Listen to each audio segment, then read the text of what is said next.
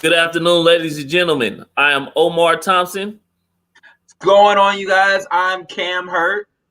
Welcome to the Black News Network. Squad. Our Today news. we have wait, go ahead, Omar, with the tagline though. There it is. No, it's our news, our way. That's our news, our way. Today we are so stoked to be giving you guys some of the latest news. We're going to be covering things like the perverted Senator Matt Gaetz, as well as covering topics such as what's continuing to go on in Palestine. And yes, let's talk about some of y'all cousins who tried to scam on these PPP loans. We need to get into it. Omar, what else are we talking about? We got a very special guest for the Black Business Spotlight. We're going to get enlightenment on a serial entrepreneur who wants to give you guys so much knowledge. And we also have our Black History Fact of the Day. So please stay tuned.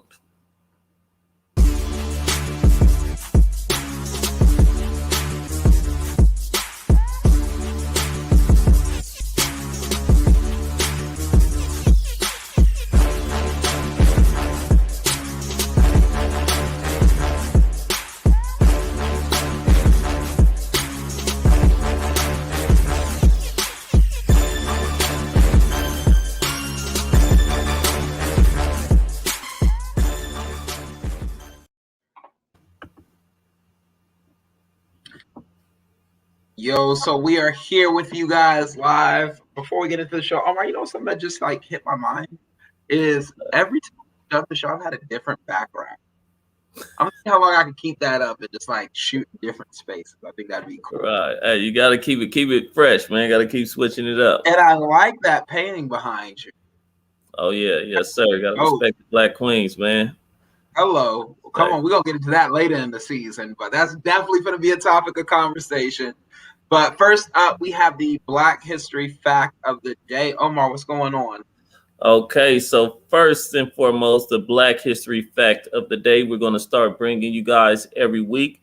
We have a Zeta Phi Beta Sorority Incorporated member, Maggie L. Walker.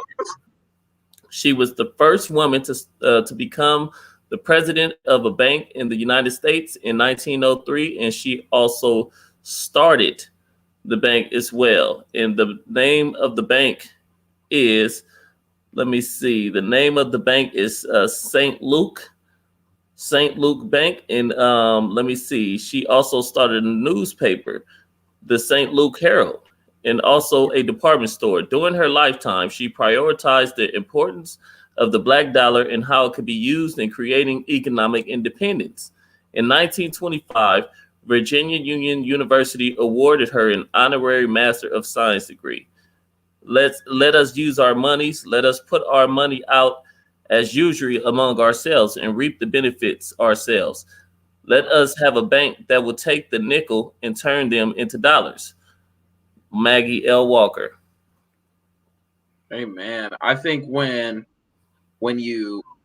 I look at her, okay, so follow me here because my mind goes somewhere really weird. I notice how fair skinned she is. And I notice how she was the first Black woman, or she's the first Black person, period. Do we know? Well, first Black woman. So she's the first Black woman to own a bank. Yes. And I think about sometimes how we get into such colorism debates within our culture.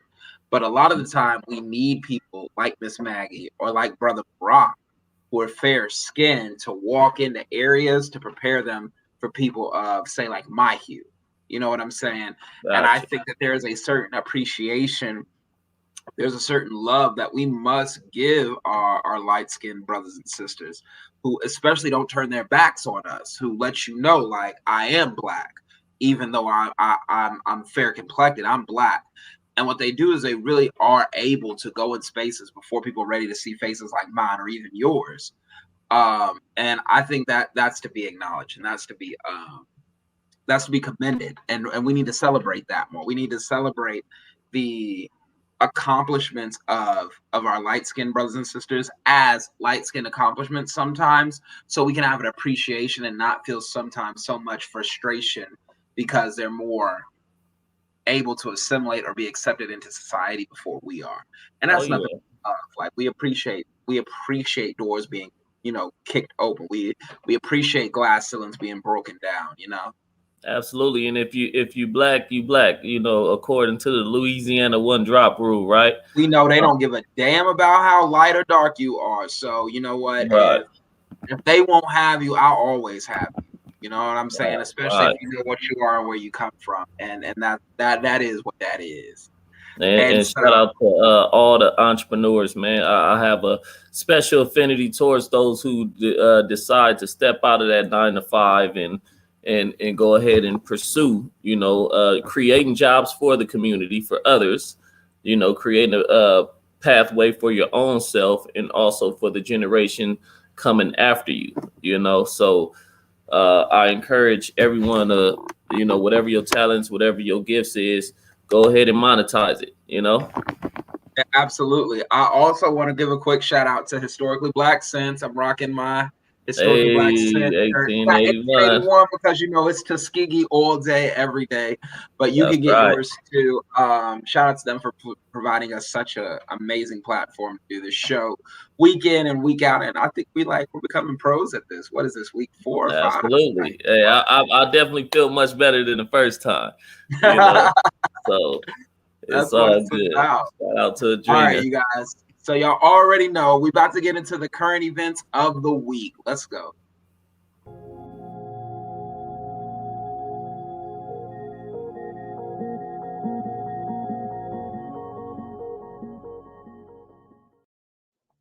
All right, our first topic that we want to dive into is a continuation from last week, but we want to talk about and shed some more light about what's been going on in Palestine.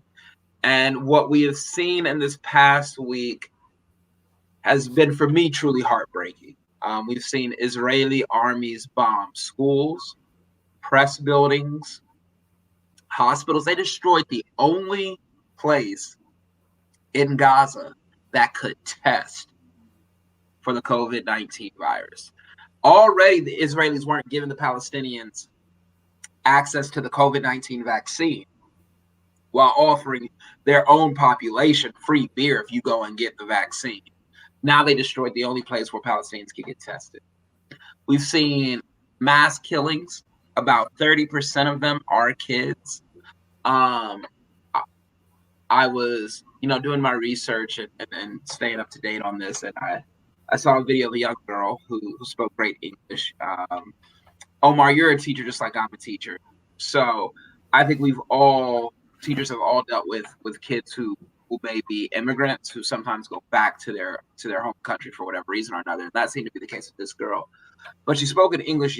She spoke so eloquently. She said, "I'm only 12 years old. What do you want me to do? I can't do anything." And that really hit me. And what we see now is this conversation that Israel has a right to defend itself because Hamas sent 12 rockets.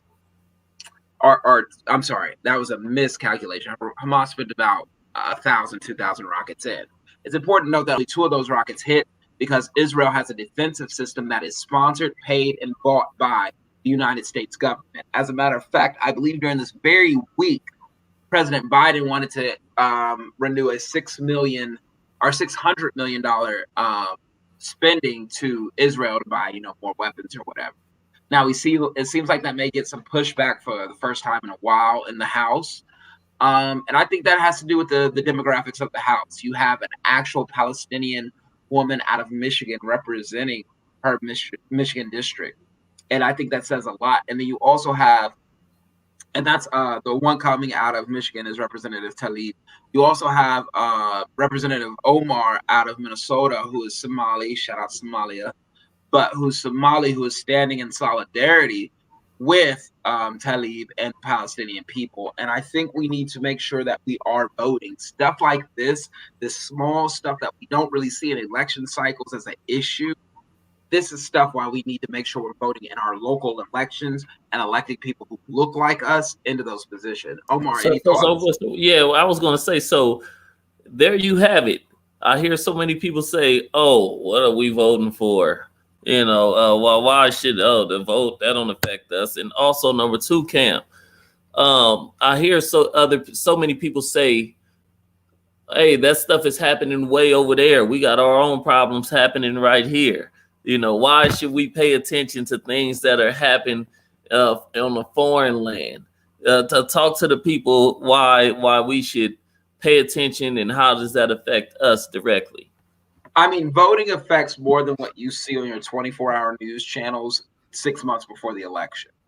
And if you are that naive to buy into the narrative that it doesn't, remember this: they wouldn't have passed laws threatening to kill, have killed, and imprison people who look like us if voting didn't matter. If it wasn't a power grab, they would have never done it.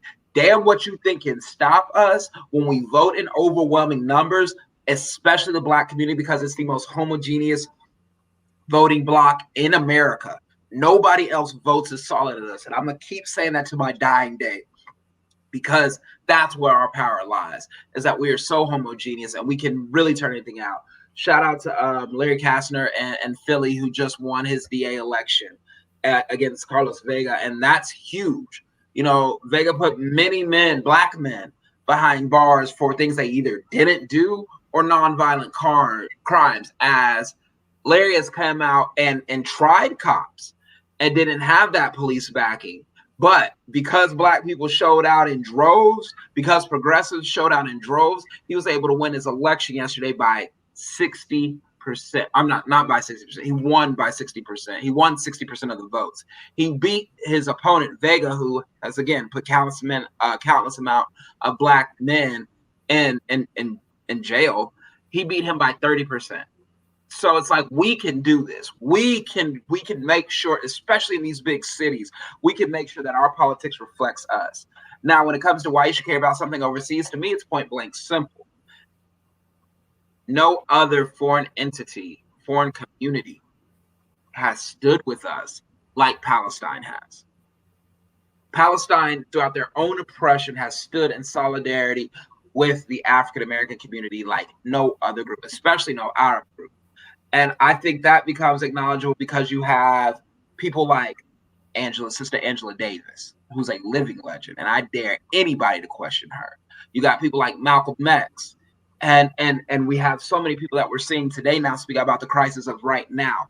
But there's always been a strong solidarity between African Americans and Palestinians. When George Floyd died, they were some of the first to show public support by painting murals, you know, by making sure their kids knew what was going on in America to George Floyd. And they are to be, to me, respected and revered off of just the strength of that ancestral relationship that we've had with them. So that's what I would say to that. Jumping into the next news topic, we got Matt Gaetz, who is a Republican congressman out of Florida. Omar, you got Venmo? Yeah, well, you know what? No, I don't got Venmo no more. I just straight Cash App, man. Okay, well, if you got Venmo or if you got Cash App either, if you into sex trafficking, don't put that shit in your Venmo or your Cash App. So it looks like our buddy Matt Gaetz probably got about a good solid 2 months left of freedom, because his good friend, advisor, and confidant just turned state evidence for the FBI and has admitted to arranging sex deals for exchange of money for very powerful people. And he's all but including Matt Gaetz. His lawyer, his friend's lawyer, said that Matt Gaetz should absolutely be concerned and worried. Now, my issue, Omar, is that when Biden was running, we were having everything thrown at him, which, you know, again, Biden's no saint. Criticize him as you will, but make sure it's fair criticism. One of the things that got under my skin is I'm a very big activist against sexual abuse, and especially child sexual abuse. And people tried to insinuate some things about Biden that just had no merit. All the while, they supported a president who had over 40 claims against him. But we'll talk about that another day. But what hit me as interesting is Matt Gaetz was one of these people that pushes a QAnon theory of Washington being nothing but pedophiles and sex offenders who have, kids under their basement in these sex rings. And all the while, he was finding out a 17-year-old girl that he could have sex with when it was convenient. Whoa. You said a 17-year-old. He's a lawmaker, correct? He's a lawmaker. So he's a lawmaker. So he knows the law. He knows the law. You don't give a damn? He a white lawmaker, white male straight lawmaker. Yep, keep going. We got to get the demographics. Wow. Okay, so yeah, he's flying out a 17-year-old girl, underage, to do whatever he want to do, a sex deal. Basically. It gets better. Hold on, brother. It gets better. He had the nerve to show on the floor of the House of Representatives in the Capitol building, show naked pictures of girls to other colleagues. So he was just he was pimping. That's what he was doing, straight pimping. And they say it ain't easy, but I wouldn't know. That ain't my lane. But they say it ain't easy. And also, he petitioned Trump to give him a pardon before Trump left office. Trump didn't do it because he really couldn't. Like, that would have looked really bad, even though he gave Kodak Black one. But I digress. As it is, though, I'm really interested to see how this case goes, because I have obviously extreme concerns. I want to see him brought to justice. I want to see anybody who participated in the sex trafficking, especially how much justice they want to see brought, on the Black community. Okay, they want to see justice brought on us for every little thing that we do, right? In talking about they're not against police brutality and all of that type of stuff. So these are the type of lawmakers that y'all put in office, right? These are the type of brothers. Well, I can't even call him a brother. You know what I'm saying? He ain't a brother. Perverts. Yeah, these are the type of perverts that are in, our lawmaking system. You see what I'm saying? So there is a lot of hypocrisy going on. This is what we mean when we say, hypocrites, when they're coming down oppressing one group of people or different minorities, and all the while have dirt in their own house. There's so many times I hear these people say, oh, well, he shouldn't have ran from the police and he wouldn't have got shot. Well, go ahead, Cam. Go ahead, jump in. Let me pause you right here and go to the next one, because that perfectly clears up our next one. In Elizabethtown, we know that Anthony Brown Jr., who's actually one of the first topics we covered on this show, Elizabethtown had declared a state of emergency before releasing the tape and everything of his execution. And they still never released the full tape. And the district attorney decided that no charges would be filed. And I'd be lying if I said I was shocked. None of us are shocked by this. It is what it is. It's our reality. But the part that gets into me is when the district attorney was talking about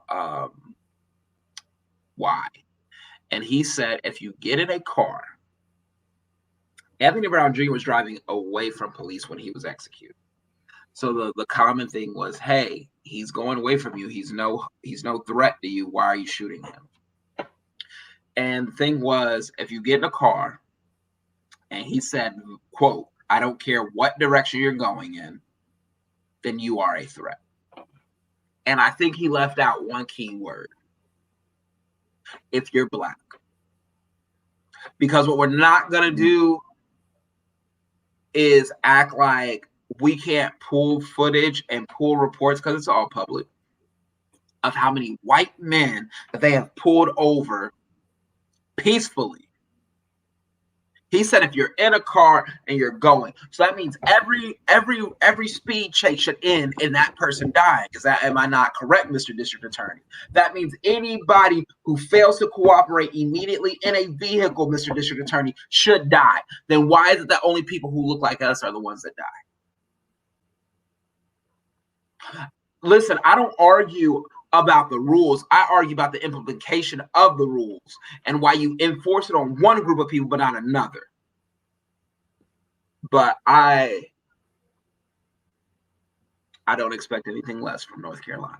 So that's why, my brothers and sisters in North Carolina and whatever other state, please vote, because these are things we gotta deal with. And you have a direct hand in getting your district attorney, vote.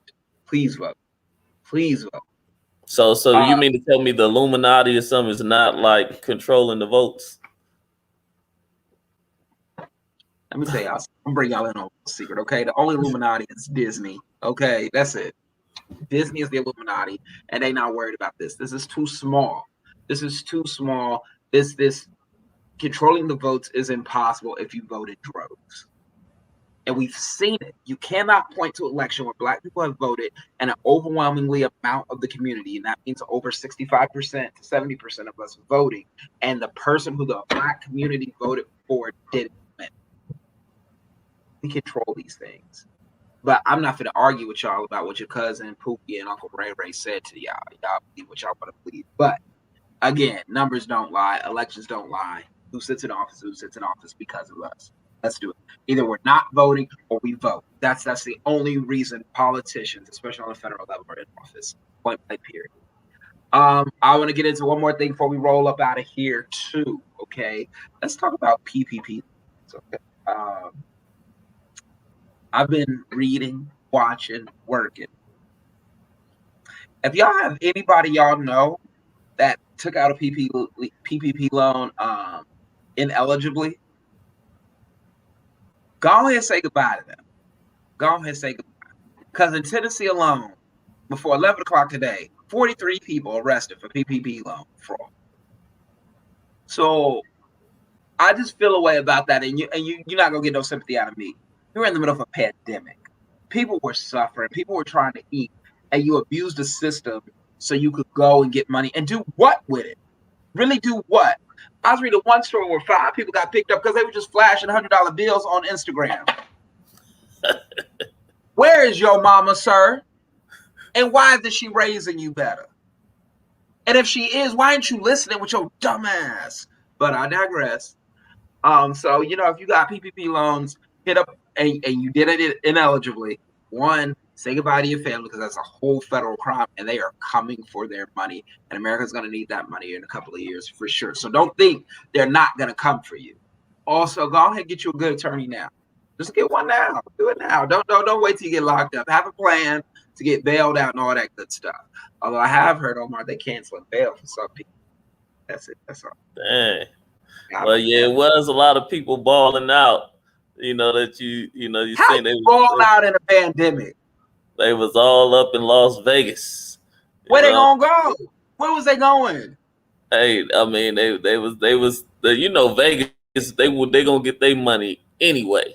So they had the pool parties. You throw on the mask and buy a table. We're gonna charge you more money, for this table if you want to look good. And yeah, it was people there, because I worked security. You know what I'm saying? Okay. For the pool parties out here. So yeah, they was out here balling out. Oh yeah, what be going on at pool parties? You said what? What be going on at these pool parties? Oh man, a lot of balling out. You got I'm like, man, you can't, you got everybody a rapper, everybody got chains on, everybody got the Gucci on. I'm like, man, all this money, yeah, everybody know what it is. It's the PPP, PPP cracking. I didn't even know that people were scamming PPP like that until my son told me. And I was like, no, nobody's that stupid. Like, oh, but they are. Oh yeah. It's a reckoning coming. The tide will come. All right, with wrapping that, you guys, we're about to move into our Black Business Spotlight section. Let's.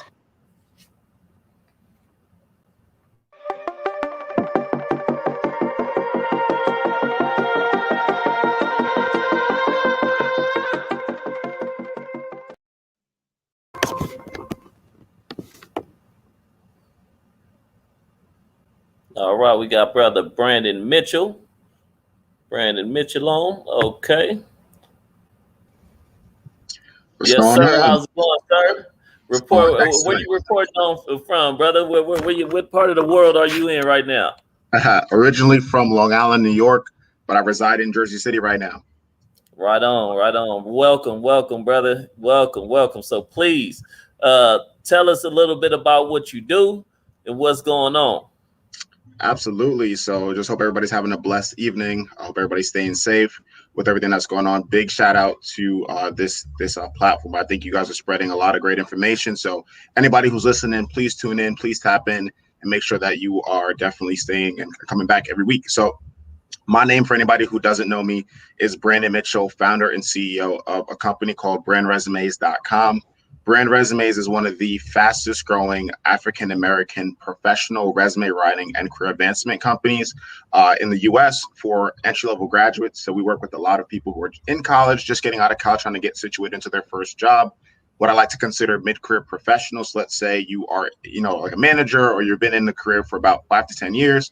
Then we work with a lot of executives. So anywhere from a director, VP, all the way up to the C-suite, we work with everybody. And we do everything from professional resume writing. So like, let's say you're looking for that job because the job market is blowing up right now. LinkedIn profile, you got to make sure that your professional brand is always on point. You never know who's looking at you, and online is everything. We do interview coaching to make sure that people get into the actually get that job offer. And then something really cool, we can get you up on all the top job boards in a snap of a finger. And we even go as far as to applying to jobs on people's behalf, which is kind of like, what? So we kind of started May of 2019, have had explosive growth over the last 2 years. We're really a company that's trying to help people really get back into the workforce. Let's say you're getting underpaid, or you're just looking for that kind of next step. So that's kind of like my main thing that I've been focusing on.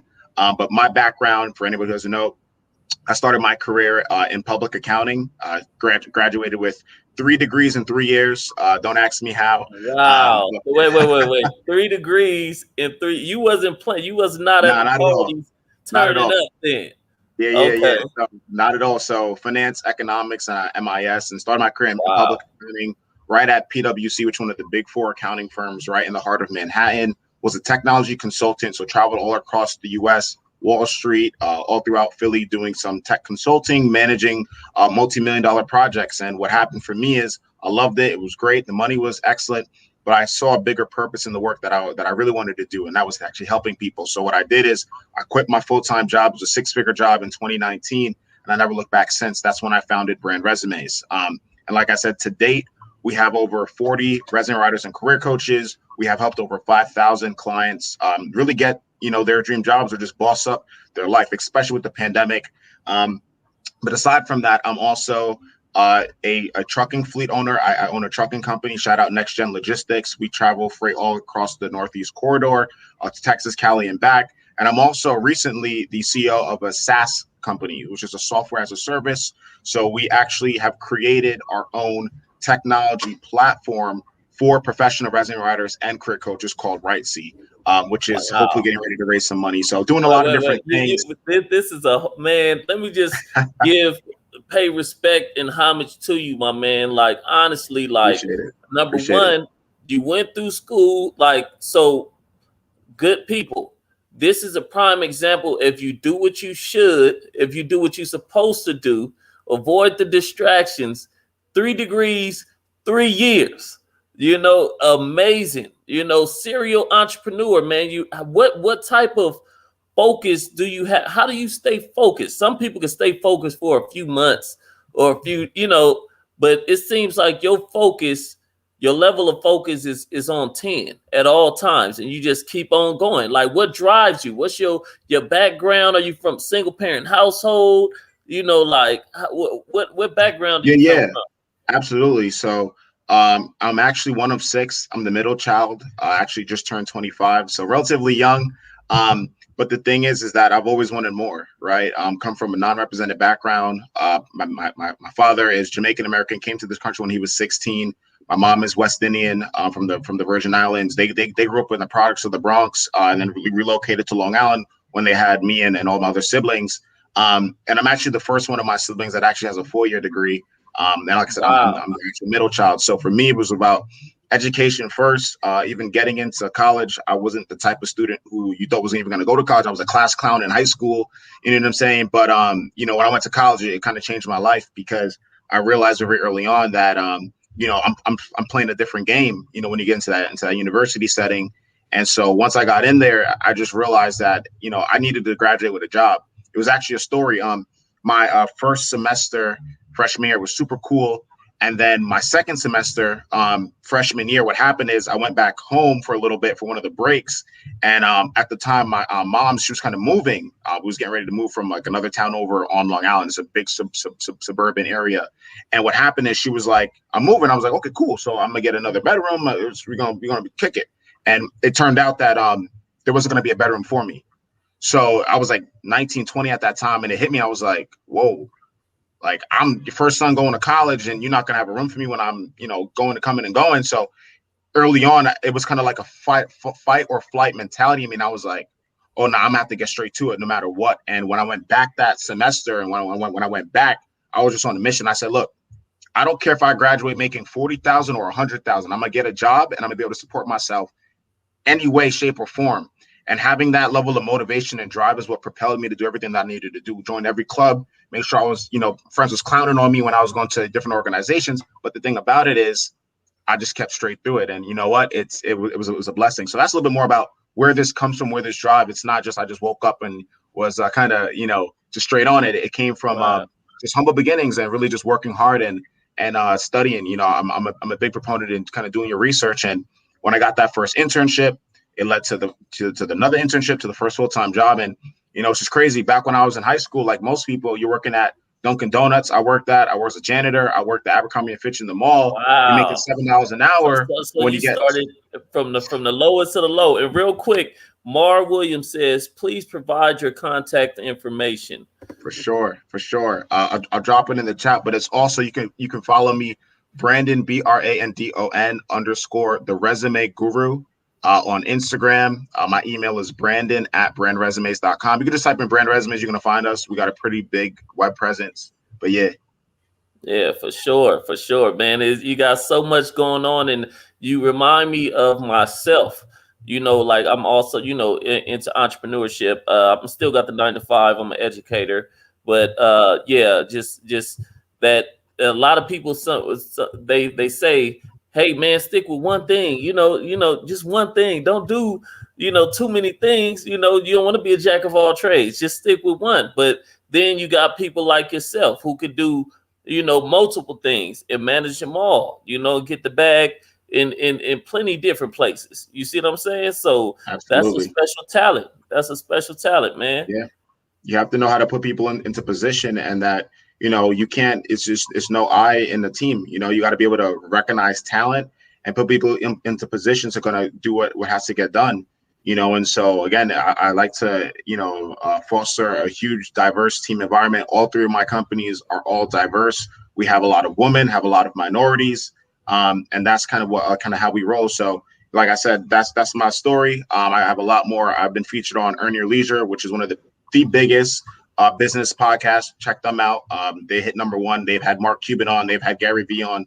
They've had some really big folks. I was featured on that pretty early on. And just follow my story. If you're interested in learning about the resume writing business, I actually teach people how to jump into the resume writing field, especially people who look like us. There's a lot of money to be made, freelancing and all that. And then we got the tech platform for you. So when you get into the business, you can automate and streamline and kind of kick out the competition. So we got a whole little vibe going on. I got a quick question for you. There's a lot of information going around on social media platforms.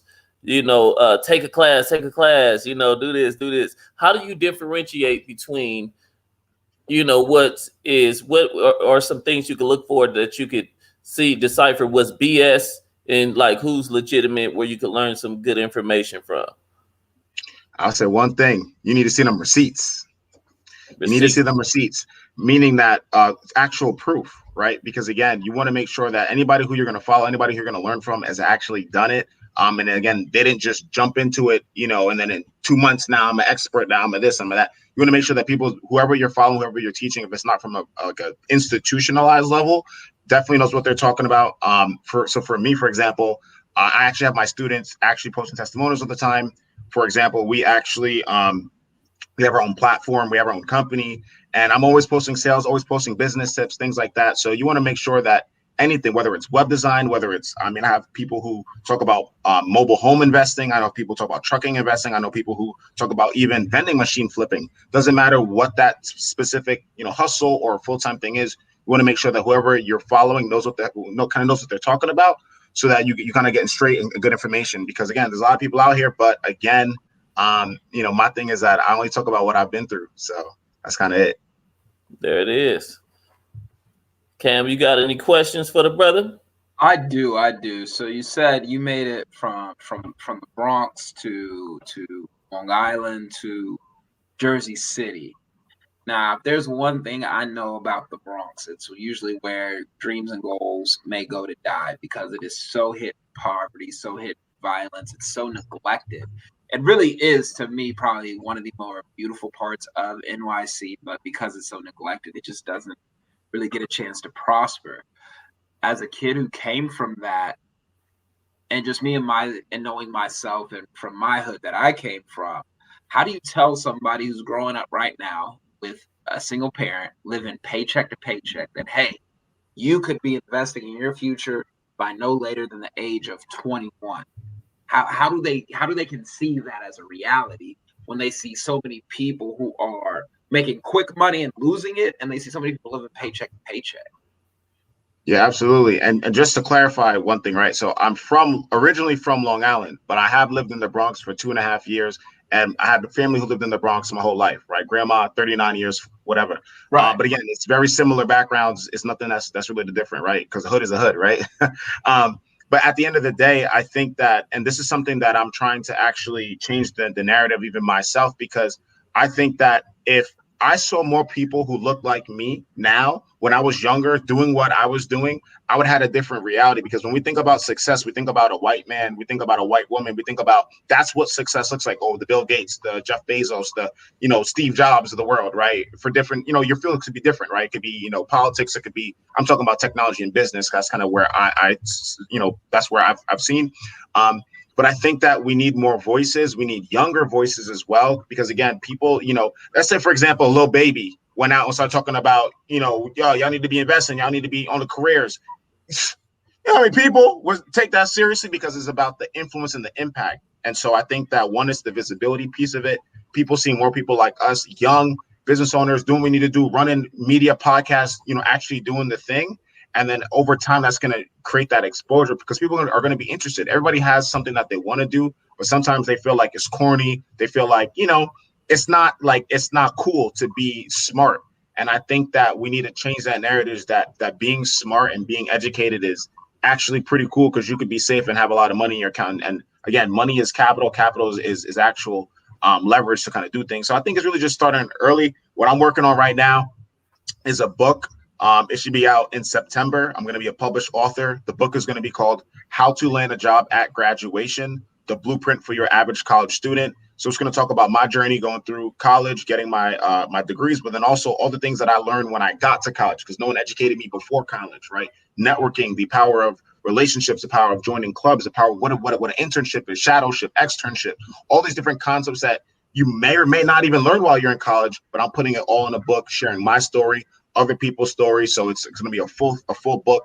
And my goal is for that book to be shared all across all the HBCUs, shared across all the universities, because again, it's the blueprint. It's the literally blueprint for what I did. Because if I could do it, anybody could do it. And to be honest, I want kids earlier on even reading this book. 8th grade, 9th grade, you already know what the blueprint is. So when you get to college, it's a cakewalk, right? Rather than you just jumping in and then you got to figure it out yourself. And so I'm just trying to give people the game, pour back into the community by things like that. And especially for those who come out of the communities where you may have if you are a first generation, high school graduate, and you don't, you got to learn how to navigate that college field, So, props and shout out to you, my man. And I'll tell you one thing I noticed, there is a certain language, there are certain organizational skills that you must have that I feel like youngsters don't realize that they may overlook. You see what I'm saying? They overlook it until then you realize it. And I was one of those, I'm not ashamed to say. And then I'm like, wow, I have to learn these things. I should have learned these things earlier. So I constantly try to, tell the youngsters, hey, this is, I work with an advisor with the Kappa League, right? Okay. Those order, your resume together, being able to give a presentation, Right.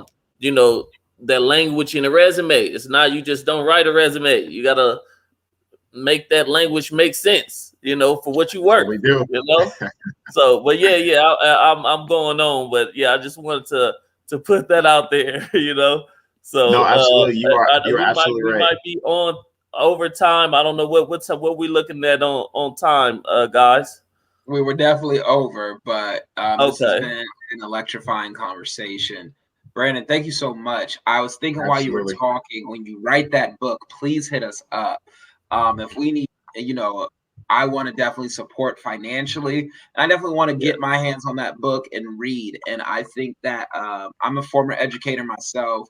Omar is a current educator, and I think we want to make sure that the youth get that, and we want to make sure that people at certain universities are able to get their hands on a copy as well. So please follow up with us when you release the book. We would love to have you on to be able to interview you specifically about that book. And one more time, your information, your contact information for the folks out there. Absolutely. You can follow me on Instagram at Brandon, BRANDON _ the resume guru. And then on LinkedIn, Brandon Mitchell, PNP-CSM. Those are my certifications. And then my direct email is just Brandon, BRANDON at BrandResumes.com. Outstanding. All right. Thank you so much, brother. Salute to you and respect, man. Absolutely. Take care, guys. See you. Take one. All right. So also now we have coming up is our main topic, which I'm super excited for. Let me tell you why, Omar. Because somebody slick tried me in the comments, and this ain't the pick up your feelings section, but I'm gonna tell you to go ahead and don't even come to me with your feelings. So somebody commented and it was like about my perspective, like, you're just African, say that. Pause.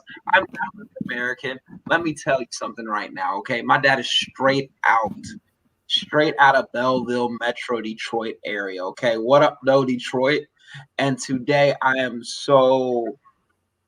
Let me make sure I phrase this right, because he's gonna run with it. I'm legitimately excited to have former head coach and inaugural coach of Fisk University's first ever boys and girls soccer team, former assistant basketball coach to the Lady Bulldogs at Fisk University, current recruiter and hiring specialist out of Atlanta. Shout out ATL, Shawty. And I get to call this man so many things under the sun, but the most consistent and safest thing for me to call him is my dad. And he's going to join us right now to talk about bridging the gap between the young and old generation. Dad, What an intro. Pause. I told you to be at home, Dad. I got responsibilities out here in these streets. I told you I had basketball. I got to get Curtis to basketball press. Where I do apologize, first of all, because this is nowhere near professional at all. I do definitely apologize. Hey. But however, we can also look like I am the first beat reporter in these streets for you guys. So whenever something happens, I'm on the streets for you. Right on. Hey, first of all, hold on. Let me also say, what's up, TU? TU? Yeah. You know. Stop. That's right. Calm down. My dad's embarrassing, and I told him not to be that on today. But I'm super excited that we can do this. Are you still at practice? Is it not over? It's over, but I'd have been driving, so you know how it is. Pulled over. Okay, Conradi, we see you. I'm so sorry. Also, please introduce yourself to the people. Who are you? What's your title? Tell us a little bit about you. All right. So right now I am a corporate recruiter. What's your name? Say again? What's your name? Oh, my bad. My name. I'm Camron Hurt. Right now, I am a corporate recruiter. I'm not going to say the name of the company because, you know, things may get back. And like Cameron said, I'm originally from the great state of Michigan, from the city or the town of Belleville, Michigan, outside Detroit. I graduated high school from the Jackson Central Mary in Jackson, Tennessee. It don't matter. And so I'm a soldier. So I spent 7 years in the United States Army. And I'm also, one of the biggest things I'm most proud of is that I spent probably over 20 years coaching youth sports. And so that's probably what I'm my most, if I had to hang my hat on something, would be that right there. You should hang your hat on being my father because I'm pretty exceptional, but we'll get back into that later. For those of you guys who don't know mine and my father's dynamics, it's very much this. My father's antagonistic and I'm very reactionary. But one of the things that my dad gave me probably was my love for current events and politics. I was never too young to ask questions and to get the real. So I got it at age 5. Dad, I tell people this all the time, and I don't know if you remember this, but I remember being 11 years old, calling in to Bill O'Reilly's show on Fox News and arguing with him at 11. And I don't know, do you remember any of that? Well, but first we got to kind of back up. So true, politics or current events is huge in our family, but you know, I got that from my father. And I can remember during the Vietnam War, I'm at home with my father and we watching Water Concrete. You guys may not know nothing about Water Concrete, but he was pretty much the voice of America during that particular time, CBS News. And I would ask my father questions, you know, and so from that, I got a little bit of the bug for current events. And then I just so happened to get the chicken pops and the mumps during Watergate. Nothing else is on. We had 3 channels back then. Nothing else is on. I'm sitting in the bed. They took off. They interrupted Captain Kangaroo for this nonsense. And here I am watching the Watergate hearings. You know what I'm saying? So it just kind of, you know, I guess politics or current events just kind of landed on me. And so, you know, I would easily, it's easy to watch, I think, news or opinions that agree with you. So for me, I would never watch just the regular news. I would kind of dance over to Fox. I would ride down the street, listen to Rush Limbaugh, whatever, and Cameron, his brothers and sisters would be there looking, you know. And so Cameron kind of, you know, probably stumbled upon Bill O'Reilly. You know, Bill O'Reilly was not politically, he was our guy. He was entertaining to me. So when I say he was my guy, I mean entertainment-wise, and, you know, just trying to get a different view, which was totally out there. And now here we are in the current political climate. Real quick, is my little brother in the back seat? He is. Shout out my baby brother Curtis. Curtis, wave to the people. Y'all be that black guy for a second. Is he? Tell him to wave. Can't nobody see him. I think he's doing something else. He ain't. He's not participating. Okay. He's not tuned in. He locked in his own thing. Siblings for y'all. But so today we're talking about bridging the gap between the older generation and the younger generation. You and me have very spirited, emotional, heated debates where sometimes we have to hang up and go drink some water. But that's our family catchphrase when things are getting too intense. It's like, hey, go have some water. But we've talked about this several times, and especially during the last election. And I think there's just some things that we want to know, like as far as what we're getting, what you guys want from us and what we want from y'all, and why y'all can't seem to stop voting for the same old when it comes to the Democratic Party. Y'all, hold up. Did we have a conference somewhere and I missed it and they elected me for y'all? I'm having you on the show to ask you if you y'all, and if y'all is you. If y'all is you, then speak for y'all. So I'm not exactly sure what you mean by voting for the same old Democrats. This is what I mean. This is what I mean, because we're not going to mix words on here. This is what I mean. We can't get a progressive through to a presidential ballot because of the older black generation, point blank, period.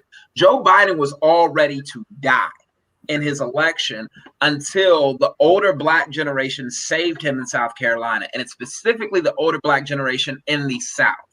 So why couldn't y'all get behind a Liz? Why couldn't y'all get behind a Bernie? Why weren't y'all feeling the burner? So let me ask you this. Who didn't vote in Arizona? Hurt.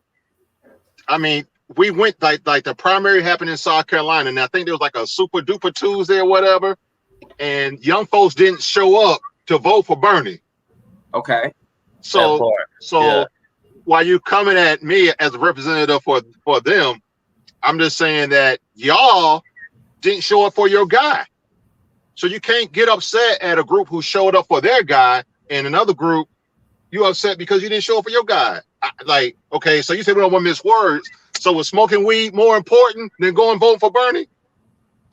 Hey, Yeah, that, you know that what? right there is the tagline right there. That's dope. That's dope. I'm gonna say Because this. you doing it for I free do had you had voted recognize a for lot Bernie. of youngsters. You know, they be all talk. You know, when it comes to views are extreme and they be all talk, man. And the follow up don't be there. You know, I wanted to see Bernie up in the office. You know what I mean? So I mean, why don't progressives appeal to you guys? What is it that you guys can't get on board with the progressive movement? Yeah, did y'all get on board? Once again, you left your man out there stranded. I'm asking, but we know that the only reason that Bernie got to where he got to was because of Young Progressive. So we got him there, and I'm not going to be arrogant enough to say that we don't need your generation to bring it on home. So I'm asking you again, stop asking me questions when I'm asking you a question. Let's answer the question at hand. I'm just saying. No, let me finish. The question is, okay, Meghan McCain, the question is, why can't you guys get on the progressive movement? What is it about it? So once again, I'm not sure, like get on board with what? I mean, we all want the same things, I think, deep down. But however, like, would I have voted for Bernie if Bernie had won? Yeah, I would have voted for Bernie if Bernie had won. Why didn't you vote for Bernie in the primary? Uncle Bernie ain't my guy, that's your guy. Why isn't okay, sir? Can we answer the question, please? Why isn't he your guy? So give me something that Bernie does that probably would appeal to me. So okay, that's a great question. I got the answer. My bad. I had a moment there. Forgive me. For myself, I was looking for something that could stabilize the country. Like if you go too far left in the boat and then rock too far right, the boat gonna tip over. You have to be some type of stabilization. And I thought that then Senator Biden at that time was that stabilization. Get that man his flowers, Vice President. Oh, my bad, Vice President Biden. He's helped stabilize the country. Now we can't afford, to be honest, to go so far to the left, so far to the right. That's not really going to help matriculate the country down the field. What's going to help is being in that center lane. Unfortunately, we are a country of extremists right now. We have the far right wing extremists and we have far left extremists as well. But we still have to find that way to find that compromise. This country I'm not trying to get y'all a history lesson. Both of you guys had a great education at Tuskegee, but this country was basically founded on one of the principles was founded on compromise. But along the way, like in the 70s, someone told the Republican Party that compromise make you look weak. All of a sudden now compromise is thrown out of the window, and here we are. So that's why I was looking for more stabilization. If Bernie had won, I would have voted for Bernie. So that's where we're at, man. I'm at Cameron. So, God, he is so embarrassing. Now that that's out there, Bama is my nickname from everybody in my family. Jesus, fix it. But as it is, so Omar, you got any follow-up questions before I move to the next one? No, I just want to say I definitely appreciate this. This was the most exciting, dynamic interview we had. We got to bring Pops back on the show for real.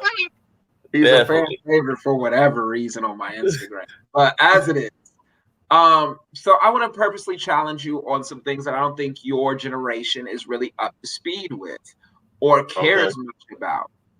I don't see your generation show up when it's time to fight for LGBTQ rights. I don't see your generation show up when it's time to fight for tuition forgiveness. And I know there are people in your generation who still got student loans to pay off.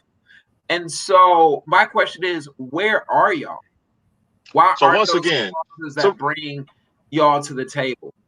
So we got to be very careful when we make generalization.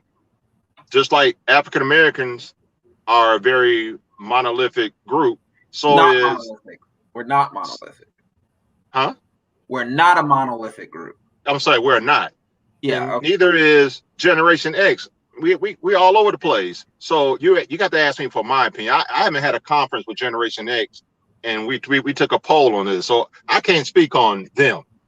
I can speak on my experience and also with the people who I interact with. I can speak on that.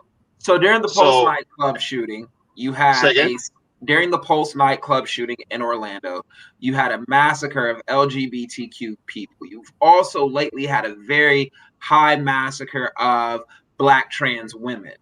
And again, what are your, okay, so since you don't want to speak for everybody else, what are your thoughts on that? What would it take to get you to be a part of that protest, or to even speak out and post something on your social medias? I think I definitely posted about the Pulse nightclub shooting.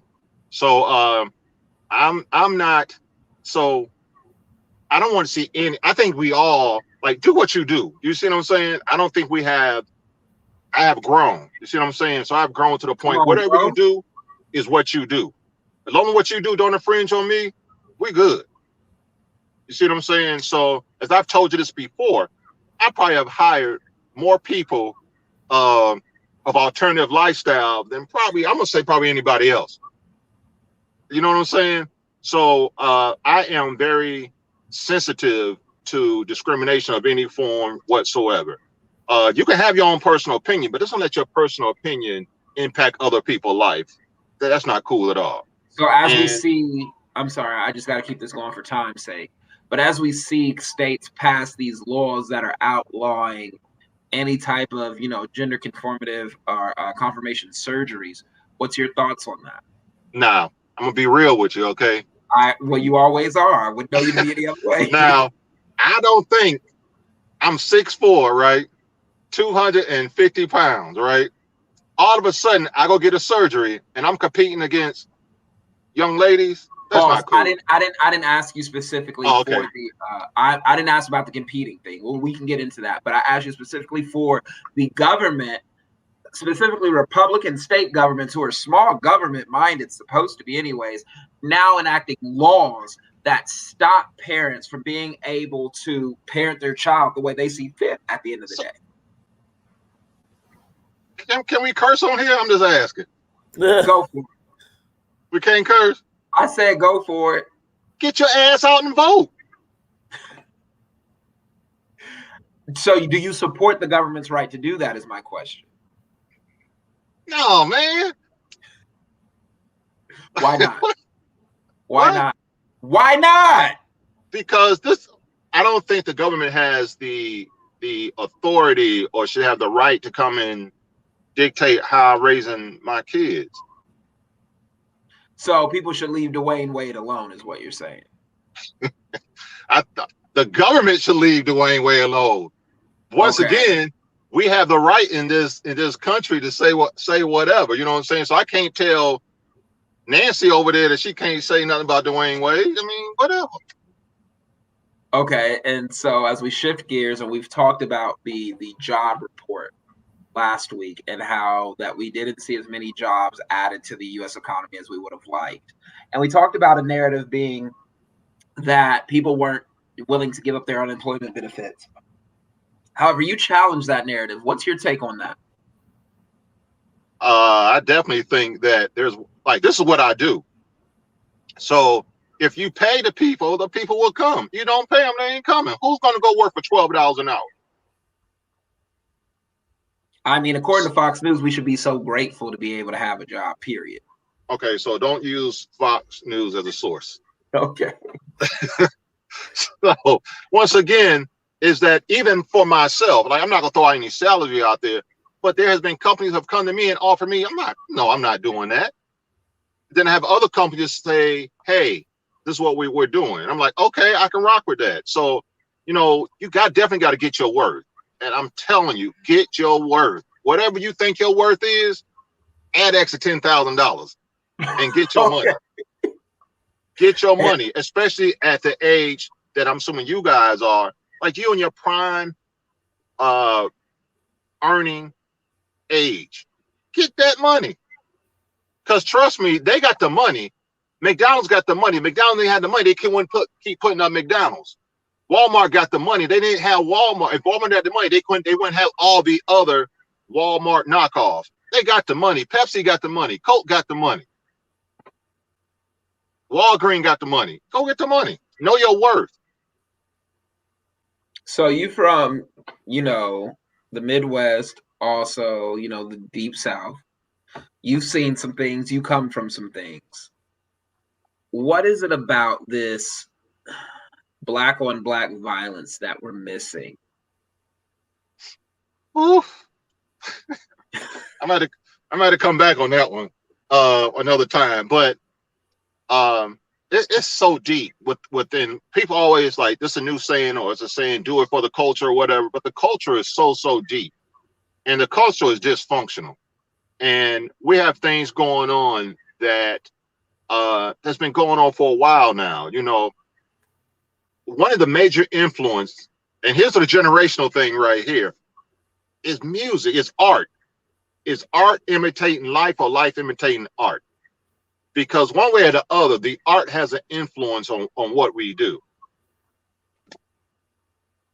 And so when you think about the way that even just like street life was when you were growing up versus how street life is now, is there a certain conversation that needs to happen between OGs and the up and coming generation that's not happening? Is there a certain code or respect for the game that's not happening right now? So it's hard for me to speak on that because I ain't never been about the street life. You know what I'm saying? So I'm not going to perpetrate. No. I'm going to push back against that because while you may not have been about the street life, you tend to live near the streets. Okay, so let's not act like you don't feel comfortable. No, because you're playing coy, and I'm not gonna let you do that. I don't know what image. I don't want to be. No. I don't know what image you're trying to protect or what you're trying to save from. But let's not act like. Hold on. No. What I'm saying to you is parts of every city that you live in, and that sometimes not just the blackest, the most impoverished parts, to make sure that you fixate yourself in that neighborhood. Stop being coy. You can answer that. First of all, you need to calm down a little bit. Second of all, what I don't want to do is disrespect someone who is truly in that lifestyle. You see what I'm saying? So I don't want to give that off. So I'm definitely not about that lifestyle whatsoever. Do I live in a neighborhood, or do I choose to live in neighborhoods that perpetuate? Yeah, I do. And that's the sad part for me because I know what's coming. So if we don't take pride in where we live, then it's not going to be there. It's just that simple. I joke with one of my friends here that area I live in is going to be gentrified. There's a park. I had to go on Amazon and buy one of those trash picker up things because people was throwing trash in the park, and the city wouldn't come in and do anything about it. I took pictures, sent to the councilwoman. Councilwoman didn't. Eventually she came, but she didn't do anything. You know what I'm saying? But this is what's going to happen. Is that it's going to become gentrified, and they're going to have a pussy willow festival over in that park, and then African Americans are going to say, well, they took it from us. They took it. We didn't take care of it when we had it. So then going back to the question, is there a certain conversation that's missing? Yeah, but it is a conversation. But that conversation, it got to start at home. You know. Explain that. Build on that. I don't By think the way, that to it's all our hard. viewers, if you have any questions, throw them in the comments right now. If you have any questions, we'll get to them after this. Well, check this out. I'm not y'all producer, but I got like 3 minutes. But it has to start at home because I'm a representation of my father. He's a representation of his father. You're a representation of me. You and I are what are their spawns. You know what I'm saying? We are what they put out there in the world. You know what I'm saying? So you and the young man here is doing this show right here. Thumbs up. You know what I'm saying? You know certain things not to do because you was raised that way. You know what I'm saying? So I doubt that you were throwing trash out in the yard. I doubt you throwing trash out your car because you wasn't raised that way. So some of that has to start at home. It has to start at home with new text message from Summer. With having pride about yourself. If you don't have pride about yourself, then how are you going to get pride out in the community? How are others going to give you that respect that you deserve? It's not going to happen. What about lack of resources being a avenue for why sometimes it's hard? A lack of resources? Yes. As it pertains to what?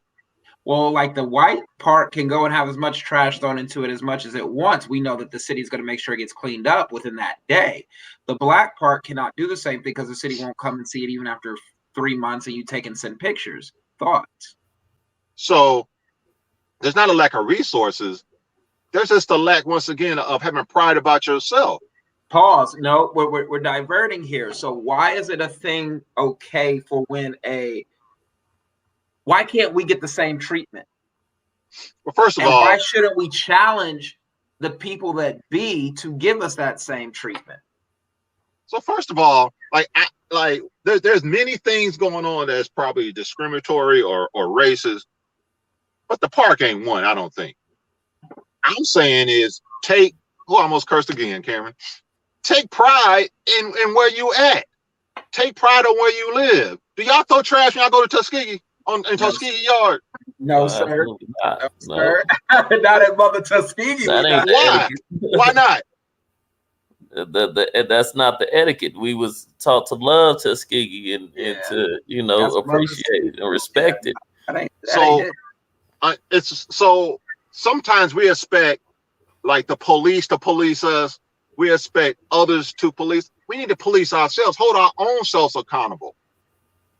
Until I'm gonna drive home. There's gonna be trash in my apartment complex. I'm just gonna shake my head because of the people who do not have pride about themselves. People come to visit or people who live there.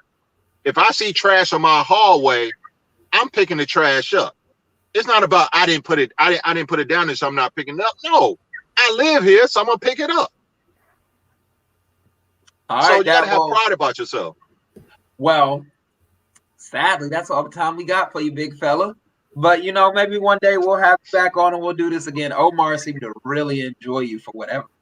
Oh yeah. Pops keep it real. You know what I mean? So that. Yes, sir. He definitely does that. Appreciate having you. Thank you for coming on, Dad, even if you weren't professional at all, but we'll have a sidebar conversation. Say that again? Nothing. I said absolutely nothing, sir. Shout out to my little brother in the car with you. Be blessed, be black, and I'll see you later. All right. Thank y'all. Y'all have a good time. You yes, too, sir. Bye. All right. So that is my father. But before we end the show, y'all know I got something to say. Omar, I've been feeling the type of way.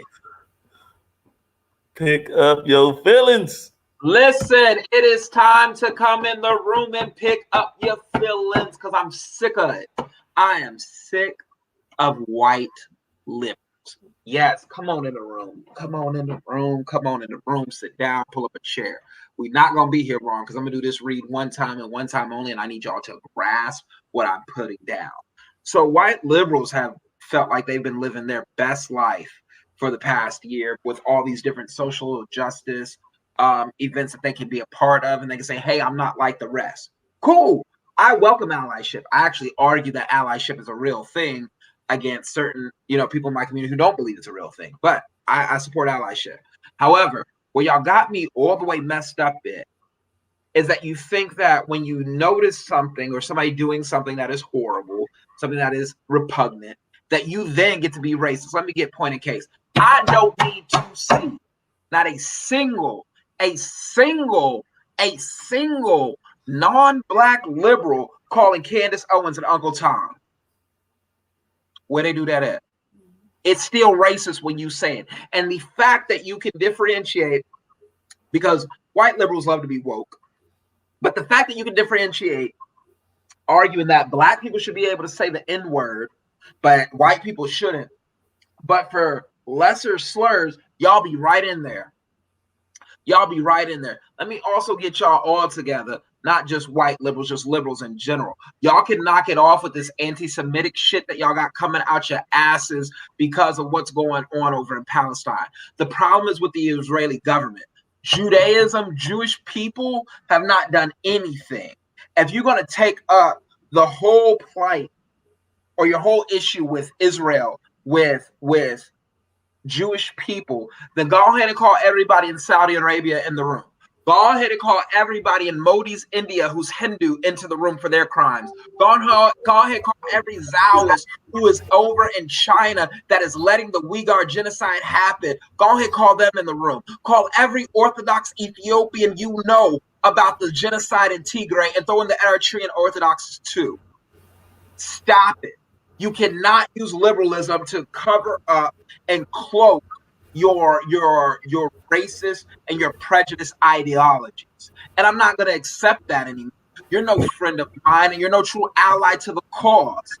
Calling out and becoming a racist, when that's supposed to be something that you're supposed to be fighting, makes you the ultimate hypocrite. You're right up there with the Matt Gaetz of the world who speak out against child trafficking while you're doing it. I'm not trafficking in racism. I'm not trafficking in bigotry. I'm not trafficking in prejudice. Miss me with all of that. And do better, damn it. Do better. I think I'm better. You know, they just have me sweat. You know, today was deep and hot oil day for my hair, so I've been sweating up a storm. Yeah, we gotta let this brother cool off, man. We appreciate you, Cam. Y'all heard the man. You know what I'm saying? Stop doing it. As always, thank you guys for tuning in. Shout out to everybody in the comments. Shout out to everybody who comments on Instagram, on Facebook, on YouTube, even the hateful ones. We see you, haters. Yeah, and thank you so much to our special guest that came on. Thank you to Cameron's Pops. Thank you to brother Brandon Mitchell for enlightening us as well. So yeah, peace out until next week. Be blessed, be beautiful, stay black. See ya.